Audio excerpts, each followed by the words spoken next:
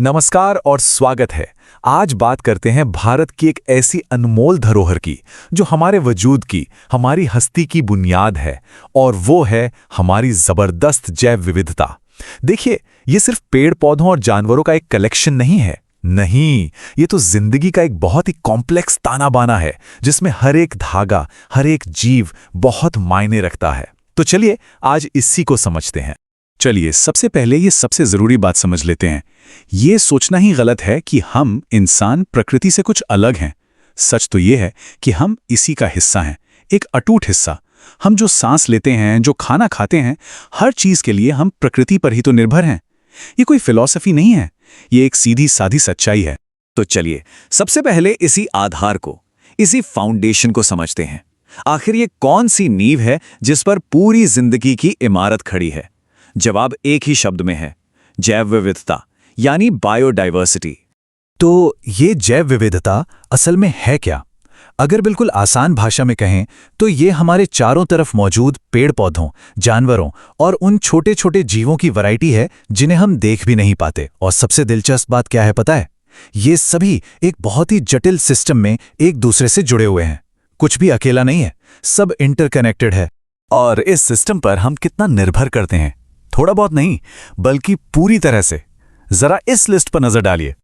साफ हवा, जिसके बिना हम कुछ पल भी नहीं जी सकते, ताजा पानी, उपजाऊ मिट्टी जिससे हमारा खाना उगता है, और वो पौष्टिक भोजन। ये वो चीजें हैं जिनके बिना जिंदगी नामुमकिन है, और ये सब हमें इसी जैव विविधता से मिलती हैं। अच्छा, तो इस पूरे लाइफ सपोर्ट सिस्टम का इंजन क्या है? कहां से शुरू होती है कहानी? वो हैं हमारे जंगल। जी हां, जंगल ही प्राइमरी प्रोड्यूसर्स हैं, मतलब वो इस पूरे इकोसिस्टम की नींव रखते हैं।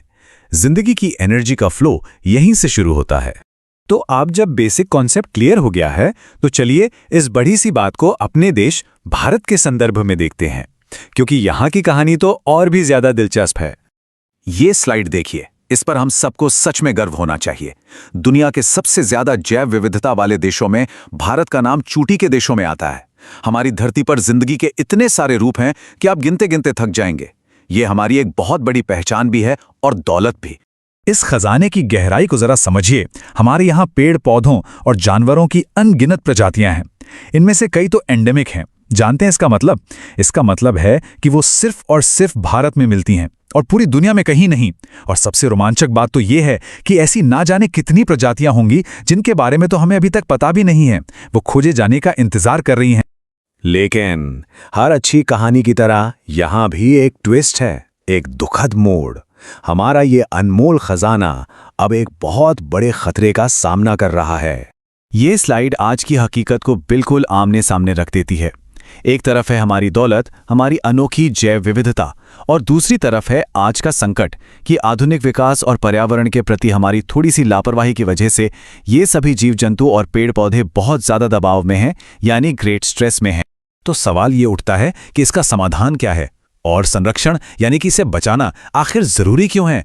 क्या यह सिर्फ एक अच्छी बात है, या फिर यह हमारी जरूरत है, हमारी मजबूरी है? देखिए, इसके 3 बिल्कुल सीधे और तार्किक कारण हैं। पहला, पारिस्थितिक संतुलन। आसान भाषा में कहें तो संरक्षण हमारी हवा, पानी और मिट्टी की क्वालिटी को बनाए रखता है। दूसरा, आनुवंशिक विविधता। इससे हमें बेहतर फसलें मिलती हैं और पेड़ पौधों में बीमारियों से लड़ने की ताकत बनी रहती है। और तीसरा, जो बहुत जरूरी है, आजीविका का समर्थन। सोचकर देखिए, कृषि, मछली पालन और जंगलों पर निर्भर समुदाय, उन सब की रोजी रोटी तो इसी से चलती है। 1827, ये सिर्फ कोई नंबर नहीं है। 1973 तक ये पूरे भारत में बचे हुए बाघों की कुल गिनती थी। बस ये आंकड़ा एक अलार्म था, एक ऐसी खतरे की घंटी जिसने पूरे देश को हिलाकर रख दिया। जरा इस गिरावट के स्केल को समझिए। सोचिए, 1900 के आसपास भारत के जंगलों में करीब 55,000 बाघों की दहाड़ गूंजती थी, और महज 70 साल बाद 1973 तक ये दहाड़ लगभग खामोश हो चुकी थी। संख्या 2000 से भी नीचे आ गई थी। ये सिर्फ गिरावट नहीं थी, हम विलुप्ति के कगार पर खड़े थे। और हां, बात सिर्फ बाघों की नहीं थी। 60 के दशक तक आते आते हाथियों से लेकर गैंडों तक देश भर में वन्य जीवों की आबादी बहुत तेजी से घट रही थी। संरक्षणवादियों ने खतरे की घंटी बजा दी। उन्होंने एक देशव्यापी एक्शन की मांग की, क्योंकि वक्त बहुत तेजी से हाथ से निकल रहा था। तो इस नेशनल क्राइसिस के जवाब में भारत ने तैयार की एक कानूनी ढाल, एक ऐसा कानून जिसने वन्यजीवों के संरक्षण को एक राष्ट्रीय प्राथमिकता बना दिया। चलिए इसे जरा और गहराई से समझते हैं। इस संकट का जवाब था 1972 का वाइल्ड लाइफ प्रोटेक्शन एक्ट, और ये आप कह सकते हैं एक चार तरफा हमला था। सबसे पहला काम, चुनिंदा प्रजातियों के शिकार पर पूरे देश में रोक लगा दी गई। दूसरा, उनके घर यानी जंगलों और अभयारण्यों को कानूनी सुरक्षा दी गई। तीसरा कदम उठाया गया अवैध व्यापार के खिलाफ, जानवरों और उनके अंगों की खरीद फरोख्त को गैर कानूनी बना दिया गया। और चौथा, जो बहुत जरूरी था, सबसे कमजोर प्रजातियों की एक लिस्ट बनाई गई और उन्हें सबसे ऊंची सुरक्षा दी गई। ये एक जबरदस्त और पावरफुल प्लान।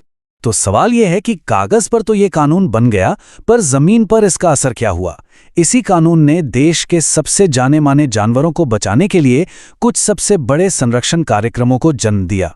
कानून पास होने के बस एक साल बाद ही 1973 में भारत ने अपना शायद सबसे बड़ा कदम उठाया, प्रोजेक्ट टाइगर। ये बाघों की घटती संख्या पर एक सीधा और जोरदार जवाब था, जो आगे चलकर दुनिया के सबसे कामयाब संरक्षण कार्यक्रमों में से एक बना। देखिए, प्रोजेक्ट टाइगर को ना एक नहीं बल्कि कई दुश्मनों से एक साथ लड़ना था। एक तरफ तो शिकारी थे जो खाल और हड्डियों के लिए बाघों का अवैध शिकार कर रहे थे। दूसरी तरफ हमारे विकास के नाम पर जंगल कट रहे थे, जिससे उनका घर ही छिन रहा था।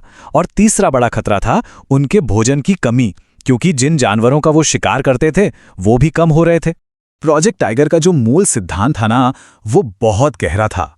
बाघ का संरक्षण ही जैव विविधता का संरक्षण है। मतलब अगर बाघ को बचाना है तो सिर्फ बाघ को नहीं, उसके पूरे घर को बचाना होगा।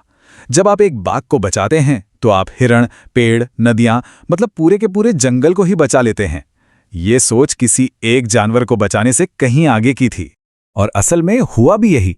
इस एक्ट का असर सिर्फ बाघों तक सीमित नहीं रहा। इसने अनगिनत दूसरी प्रजातियों के लिए एक सुरक्षा कवच तैयार किया जो विलुप्त होने के कगार पर थीं। इस कानून की छतरी के नीचे भारत के कई और अनमोल नगीने सुरक्षित हुए। असम का एक सींग वाला गैंडा हो या गुजरात का एशियाई शेर, हिमालय का बर्फीला तेंदुआ हो या नदियों में रहने वाले मगरमच्छ, काला हिरण और ग्रेट इंडियन बस्टर्ड जैसे न जाने कितने ही जीवों को इस कानूनी ढाल के नीचे पनाह मिली। ये एक तरह से एक नेशनल पार्क बनाने जैसा था, जिसकी कोई एक सीमा नहीं थी, बल्कि वो पूरे देश में फैला था। लेकिन एक सवाल दिमाग में आता है, ये सब जमीन पर मुमकिन कैसे हुआ? आखिर सिर्फ कानून बना देने से तो कुछ नहीं होता। इसे लागू करने के लिए एक ठोस जमीनी सिस्टम की जरूरत थी, और वो सिस्टम था भारत के जंगलों का एक व्यवस्थित वर्गीकरण। तो देखिए, भारत के ज्यादातर जंगल सरकार के कंट्रोल में हैं और उन्हें कानूनी तौर पर 3 हिस्सों में बांटा गया है। आधे से भी ज्यादा हिस्सा आरक्षित वनों यानी रिजर्व्ड फॉरेस्ट्स का है, जिन्हें सबसे ज्यादा सुरक्षा मिली हुई है। करीब 1/3 संरक्षित वन हैं और बाकी बचे हुए अवर्गीकृत वन कहलाते हैं। तो फर्क क्या है इन दोनों में? चलिए समझते हैं। जो आरक्षित वन हैं, जो आधे से ज्यादा हैं, वो समझिए सबसे मजबूत किला है। यहां वन्य जीवों की सुरक्षा के लिए सबसे कड़े नियम लागू होते हैं। वहीं संरक्षित वन, जो लगभग 1/3 हैं, एक बफर जोन की तरह काम करते हैं, जो इन जंगलों को और ज्यादा नुकसान होने से बचाते हैं। और जब ये दोनों यानी आरक्षित और संरक्षित वन एक साथ मिल जाते हैं तो उसे कहते हैं स्थायी वन संपदा या परमानेंट फॉरेस्ट स्टेट।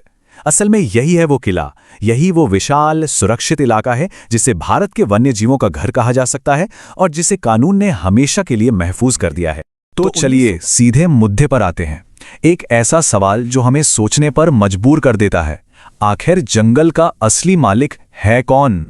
अच्छा, कम्युनिटी की पावर को समझने के लिए ना हमें पहले ये देखना होगा कि कंजर्वेशन मतलब कि संरक्षण को लेकर हमारी सोच में कितना बड़ा शिफ्ट आया है। और ये कोई छोटा मोटा बदलाव नहीं था, बल्कि एक पूरा का पूरा रेवोल्यूशनरी चेंज था। पहले क्या होता था, हमारा सारा फोकस बस कुछ बड़े खास जानवरों पर होता था, जैसे टाइगर हो गया, शेर हो गया। पर अब सोच बिल्कुल बदल गई है। अब हम पूरे जंगल को, मतलब पूरे इकोसिस्टम को एक साथ देखते हैं, जिसमें एक छोटी सी तितली से लेकर एक मामूली सा पौधा, सब कुछ जरूरी है। और देखिए, इस बदलाव को ऑफिशियल भी किया गया। साल था 1991, जब पहली बार पौधों को भी प्रोटेक्शन लिस्ट में शामिल किया गया। ये एक बहुत बड़ा कदम था। इसने ये साबित कर दिया कि जंगल का हर एक हिस्सा, चाहे वो कितना भी छोटा क्यों ना लगे, बहुत कीमती है। तो अब जब सोच बदल रही थी तो इस नई सोच ने एक ऐसे पार्टनर को पहचाना जिसे पहले कह सकते हैं कि नज़रअंदाज किया जाता था। और यही वो आइडिया है जो गेम चेंजर साबित हुआ कि भाई जंगल सिर्फ सरकार की प्रॉपर्टी नहीं है, वो वहां रहने वाले लोकल लोगों की रोजी रोटी भी है। आप उन लोगों को हटाकर जंगल बचा ही नहीं सकते, उनके बिना कोई भी प्लान कामयाब हो ही नहीं सकता। और ये सिर्फ किताबी बातें नहीं हैं। चलिए अब कुछ जबरदस्त रियल लाइफ एग्जाम्पल्स देखते हैं जहां कम्युनिटीज ने खुद आगे आकर कमान संभाली। इसकी सबसे बड़ी मिसाल है चिपको आंदोलन। याद है हिमालय में जब लोग पेड़ों को बचाने के लिए उनसे चिपक गए थे? वो सिर्फ एक प्रोटेस्ट नहीं था, वो जंगल के साथ उनके गहरे रिश्ते का, उनके जुनून का एक पावरफुल सिंबल था। अब फिर राजस्थान में तो कमाल ही हो गया। वहां 5 गांवों ने मिलकर ना सिर्फ जंगल को बचाया बल्कि अपने खुद के नियम बनाए। 1200 हेक्टेयर के एरिया को भैरोदेव डाकघर सेंचुरी डिक्लेयर कर दिया। मतलब एक ऐसा एरिया जहां शिकार करना, बाहर से दखल देना, सब कुछ बैन था। सरिस्का टाइगर रिजर्व के पास के गांव वालों ने तो ये भी दिखा दिया कि अगर कम्युनिटी एक साथ आ जाए तो वो कानून का इस्तेमाल करके भी अपने जंगल को बचा सकती है। उन्होंने माइनिंग के खिलाफ कानूनी लड़ाई लड़ी और जीती भी। ये दिखाता है कि लोगों में कितनी ताकत है।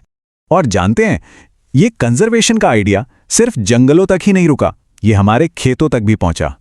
बीज बचाओ आंदोलन और नवधान्या जैसे मूवमेंट्स ने हमें ये सिखाया कि केमिकल फ्री खेती करना और हमारे देसी बीजों को बचाना भी उतना ही जरूरी है।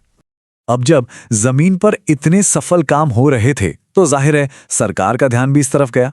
और फिर इन जमीनी हकीकतों ने देश की पॉलिसी को बदलना शुरू कर दिया। इसी का नतीजा था जॉइंट फॉरेस्ट मैनेजमेंट प्रोग्राम या JFM। ये एक कमाल का आइडिया था। इसमें फॉरेस्ट डिपार्टमेंट और लोकल कम्युनिटीज के बीच एक पार्टनरशिप बनाई गई। इसकी शुरुआत 1988 में उड़ीसा से हुई थी। और ये पार्टनरशिप सिर्फ नाम की नहीं थी, इससे लोगों को असली फायदे भी मिले।